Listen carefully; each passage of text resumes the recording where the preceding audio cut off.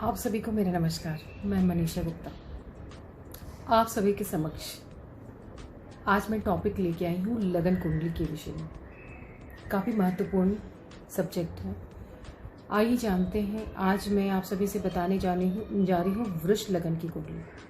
आइए जानते हैं जिस किसी जातक का वृष लग्न कुंडली होती है उनकी विशेषताएं क्या होती हैं, शुभ अशुभ ग्रह क्या होते हैं, कारक ग्रह क्या होते हैं। आइए जानते हैं किसी भी राशि से जुड़े चिन्ह उस राशि विशेष के संबंध में बहुत महत्वपूर्ण जानकारी लिए होती है। वृष राशि का चिन्ह बैल स्वभाव से शांत रहता है, बहुत ही अधिक परिश्रमी और वीर्यवान होता है। आमतौर पर वो शांत ही रहता है, किंतु एक बार यदि उसे क्रोध आ जाए वह उग्र रूप धारण कर लेता है। वृष राशि के जातकों में ये सभी गुण सहज ही प्रकट होते हैं। इस राशि के स्वामी शुक्र देवता होते हैं।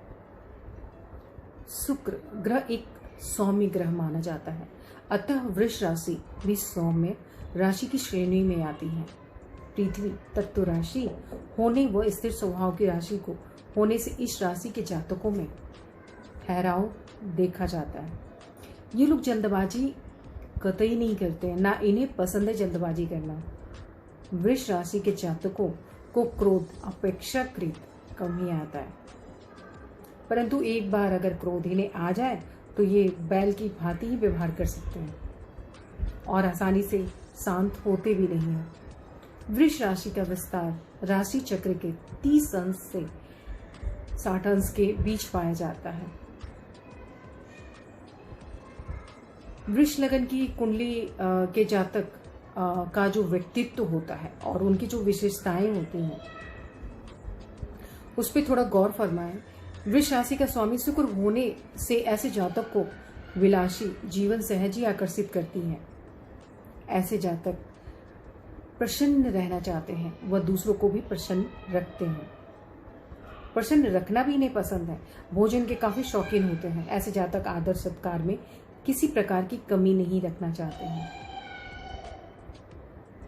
बार बार परिवर्तन से इन्हें चिढ़ होती है।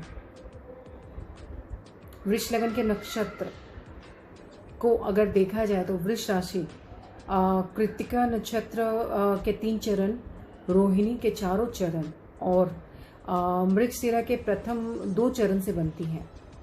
वृष राशि का विस्तार राशि चक्र के 30 अथवा 60 अंश के बीच पाया जाता है।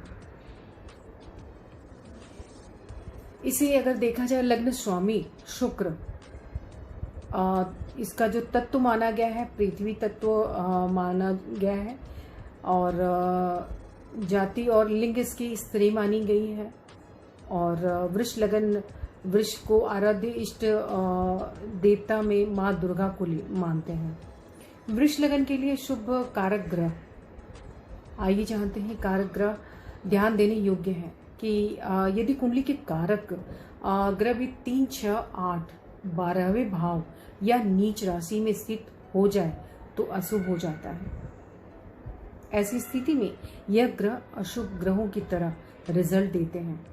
आपको ये भी बताते चले कि अशुभ या मारक ग्रह भी यदि 6ठे, 8वें या 12वें भाव के मालिक हो और 6ठा और 8वां 12 भाव में या इनमें से किसी एक में भी स्थित हो जाए तो वे विपरीत राजयोग का निर्माण करते हैं। ऐसी स्थिति में ये ग्रह अच्छे फल प्रदान करने के लिए बाध्य हो जाते हैं। यहाँ ध्यान देने योग्य बातें हैं कि विपरीत राजयोग केवल तभी बनेगा यदि लग्नेश बली हो। यदि लग्नेश 3रे, 6ठे, 8वें या 12वें भाव में अथवा नीच राशि में स्थित हो तो विपरीत राजयोग नहीं बनेगा। इसमें शुक्र ग्रह को अगर देखा जाए, शुक्र वृष लगन की कुंडली में 6ठे घर का मालिक भी है, परंतु लग्नेश होने से कुंडली का शुभ ग्रह बनता है। अतः वृष लगन की कुंडली में कारक ग्रह माना जाता है। बुध ग्रह वृष लगन में देखा जाए, बुध दूसरे व पांचवें घर का स्वामी है, अतः इस लगन कुंडली में कारक ग्रह है।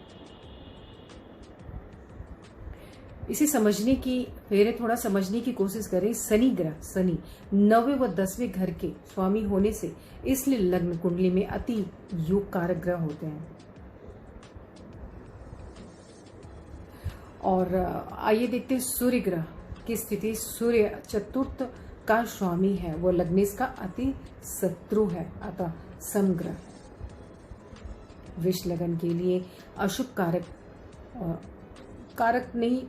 मारक ग्रह को हम कहेंगे। चंद्र ग्रह तीसरे घर का स्वामी है, अतः मारक है। इसी प्रकार मंगल ग्रह को लेते हैं। एक एक ग्रहों की डिटेल्स में आप सभी को समझा रही हूँ। मारक ग्रह 7वें व 12वें घर का स्वामी होने से वृष लगन कुंडली में कारक ग्रह बनता है।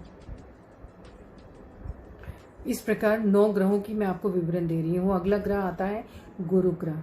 गुरु 8वें 11वें का स्वामी है, अतः मारक है। ध्यान से सुने, आप इसे खुद भी देखना समझ सकते हैं।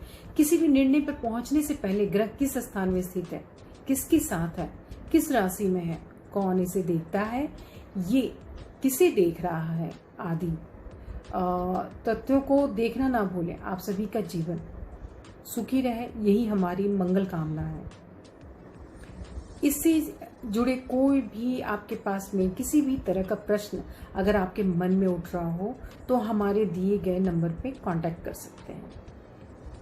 हमारा नंबर है 8130201576। सॉरी, मैं बीच में माइंड से स्किप कर गया था, इसलिए मैं थोड़ा रुक गई थी। तो मैं जो भी टॉपिक मैं आप सभी से बता चुकी हूँ वो काफ़ी नॉलेजेबल है, और अगर इसका ध्यान से अपने कुंडली पर ध्यान दें तो आपको काफ़ी इससे जुड़ी काफ़ी लाभ हो सकती हैं। तो आज के लिए बस इतना ही। नेक्स्ट टॉपिक में मैं इसे अगली राशि की लग्न कुंडली का विस्तार करूँगी। आज के लिए आप सभी का बहुत बहुत धन्यवाद।